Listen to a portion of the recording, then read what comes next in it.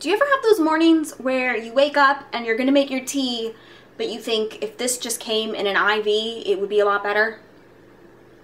I'm having one of those days.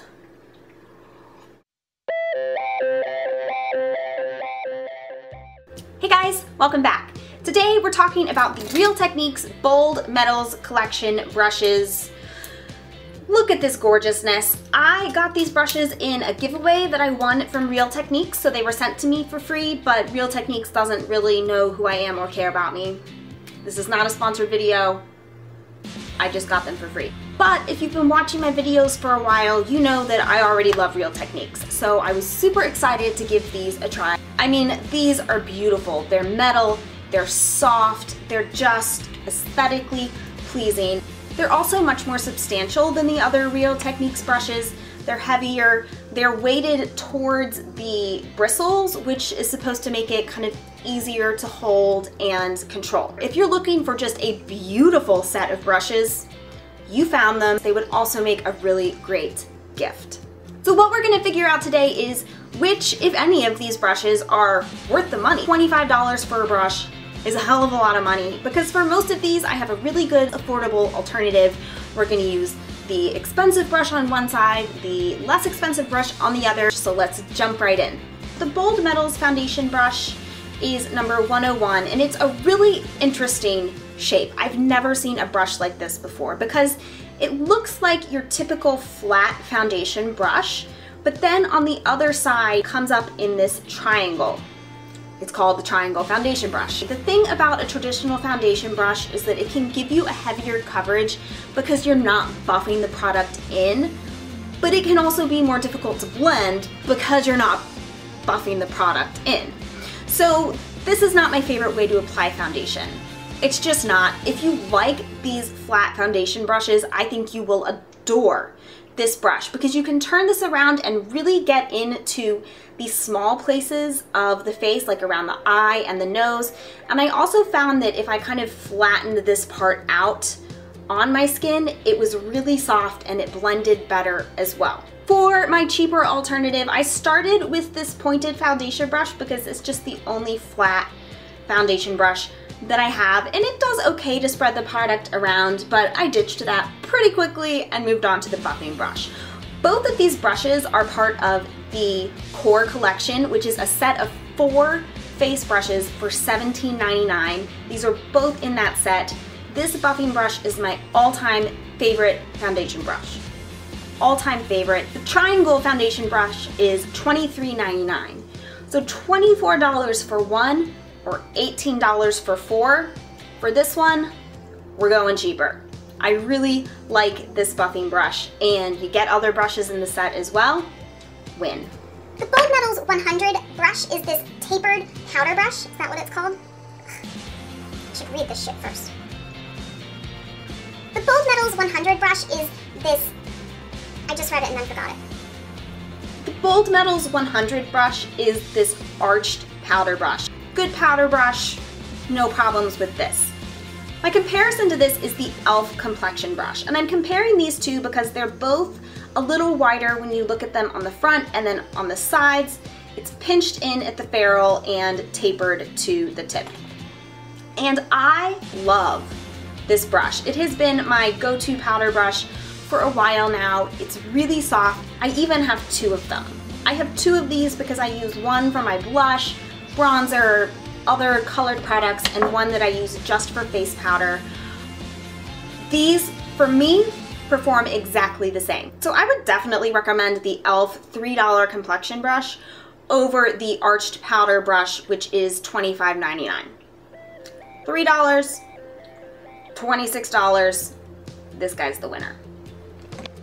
So I'm stuck on the floor here today because my apartment's falling down. Seriously, like we had this whole flooding thing happen, and it's been a disaster. If you could see the things around me, you would be appalled. I mean, it is disgusting here. There's crap piled everywhere. The carpets have been dried out, but now they're wet because they cleaned them, and so I can't walk anywhere. And now our kitchen plumbing isn't working, and a plumber's on the way. And that's gonna be awkward when the plumber comes in and I'm doing this. The Tapered brush is number 300, and I'm just gonna put it out there. I love this brush. It's similar to the powder brush in that it's kind of flatter, wider this way, and then pinched in at the ferrule, but it comes to a really nice point here. And this, for me, is just the absolute perfect size to precisely apply my blush, yet it's soft and fluffy enough that it doesn't look harsh. I think it blends out nicely, and this brush is super soft. I also used this brush to apply my highlighter. I just dipped kind of the tip of the brush in the highlighter, patted that right on the cheekbones, and that worked beautifully as well. I don't have a good comparison for this. I know a lot of people have an e.l.f. brush that is a very similar shape. I think it's their blush brush as well. So if you have that, let me know down in the comments what you think. So I just went ahead and used the Complexion brush that I normally use to show you that comparison. But this brush is beautiful. Now it's $23.99, so it's $24. I think it's worth it. Because I haven't found another alternative, I'm open to trying the e.l.f. one. Let me know if you think I should, but I love this brush. So you might be thinking to yourself, now Robin, what about the contour brush? Don't you put your contour on before your blush so that your blush can help blend it out? Yes, but I didn't. You guys, I don't contour. Have you ever seen me contour on this channel? I don't think so, and I forgot. I mean, I finished the blush and the highlighter and I was like, oops. So we just went afterwards. We kind of tried to make it work. This is the 301 brush. It's very dense, yet soft. It's this kind of rectangular shape, and it is absolutely perfect for getting right under that cheekbone and just wiggling in a little bit of contour. You can then kind of blend it up. As someone who's not a contour person, I love this brush. You guys, I love this brush. Because I don't have anything else really like this, I used the Real Techniques contour brush on the other side. This also comes in that kit with the buffing brush and the little tiny foundation brush. No, I wouldn't use this for contour. However, let me just say that this is amazing at blending out your concealer and even powdering under the eyes. Love this brush. So is this worth the $25.99? Yes. If you like to contour, you need this brush. And it's the rose gold. It's so pretty. Okay, let's move on to eyes. I also got completely confused and started using the wrong side of my face, so sorry about that. I used the 200 brush, which is this oval shadow brush, just to pat a kind of creamy colored eyeshadow all over the eye to set my primer. And this is a nice brush. It works really well for getting that shadow everywhere. It's huge.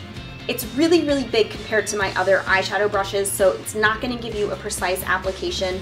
I'm showing you a comparison with the Real Techniques base shadow brush. The advantage of this brush is that I really can get into kind of the corners of the eye. The packing on of shadow, this is great at. I did a look yesterday where I used a shimmery eyeshadow and I used this on one eye, this brush on the other, and this brush blew it out of the water. I mean, it really does pack on the color beautifully, and the texture looked really smooth. So this brush is really, really nice, but it's so limited. All I can do is pat eyeshadow all over the eye. The pointed crease brush is kind of similar for me. This is number 201, and I say that because it's great at getting right in the socket and kind of sculpting out that crease. It'd be great for a cut crease look because it is completely round, but it comes to a really nice point here. So what that does is that it gets most of the product in one place, and then these softer tapered bristles kind of blend it out a little bit for you.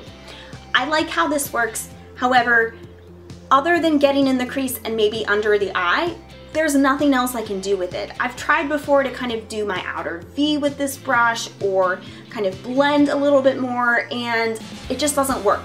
So for me, this is a pretty singular task brush. I pulled out this e.l.f. blending eye brush that's $1 because it's kind of that same idea that's round, but this brush sucks. I really don't like this brush. So I also pulled out my IT Cosmetics for Ulta blending crease brush. Now this one's $14, this one is $15.99, but this is much more versatile. So I'm kind of on the fence about these. I love them, they're beautiful, but at $16 each and not being kind of versatile like some of my other brushes, that's pretty steep. However, occasionally the Real Techniques brushes go on sale, buy one get one half off. You can use a $3.50 off $10 or a 20% off coupon. If you can get a good deal on these, pick them up because they're really nice. The 202 angled liner brush. Now, I'm gonna be honest, when I got this, I thought an angled liner brush, what's the difference? One is just like the other, and this guy is 16 bucks. There is no way I would fork out the money for this. However, the fact that this is so small and so dense and compact, it is amazing on the eyebrows. I love this for my brows. You can be really precise with it and also kind of get individual hairs. This is an awesome brow brush. The brush that I used for the other side was just the little tiny brush that comes in my Wet n Wild Ultimate Brow Kit. This one works fine as well. It's also small, but the bristles are much more flexible and I like the stiffness to the Real Techniques bristles here. For eyeliner, I think it's fine, it works well, but I don't like the fact that it's so small because it kind of takes me longer to create the line. Now, if you want something really precise, you might like it for that. I would prefer something a little bit bigger, but either of them worked just fine. So for brows alone, I love this brush. Is it worth the $16? Again, this is one that I would get when it's on sale. It's kind of in the middle for me, but if you're looking for a good brow brush, this one's awesome. Oh, I also wanted to mention for the eyeliner brush that they did come out with this limited edition eyeliner brush set, which has an angled liner brush. I think I'm gonna kind of break into these next and work on a review for you. If you wanna see that, let me know because these are limited edition. So I'm interested to find out if this angled liner brush is kind of comparable to this one because this is the whole set for 20 bucks. So I will get back to you on that one. So in conclusion, first of all, they're all good brushes. There's really not a dud in the bunch. They're beautiful brushes. The two that I don't think are worth the money are the face brushes. To me, a powder brush is a powder brush, and this isn't my preferred application of foundation brush. These are a pass. The brushes that are kind of in the middle are the eye brushes. I'm glad I have them. I'm glad I didn't pay for them, but I do think they're really nice and I would definitely pick them up on sale. The must-haves for me from this collection, the tapered blush brush and the contour brush are excellent. I don't have anything in my collection like these and I love them. These are the two that I think are most worth the splurge. So let me know what you think down below. You guys have no idea how much I love your comments. Seriously, it makes my life and I'm obsessed with reading your comments and replying to them, so please leave me comments. Head over to Instagram and Twitter and follow me at Robin's Cup so we can be friends over there as well, and hit subscribe so that I can see you guys next time. Bye. I can't feel my feet. I can't feel my legs. I can't really feel my butt. How do you people film on the floor? This is horrible.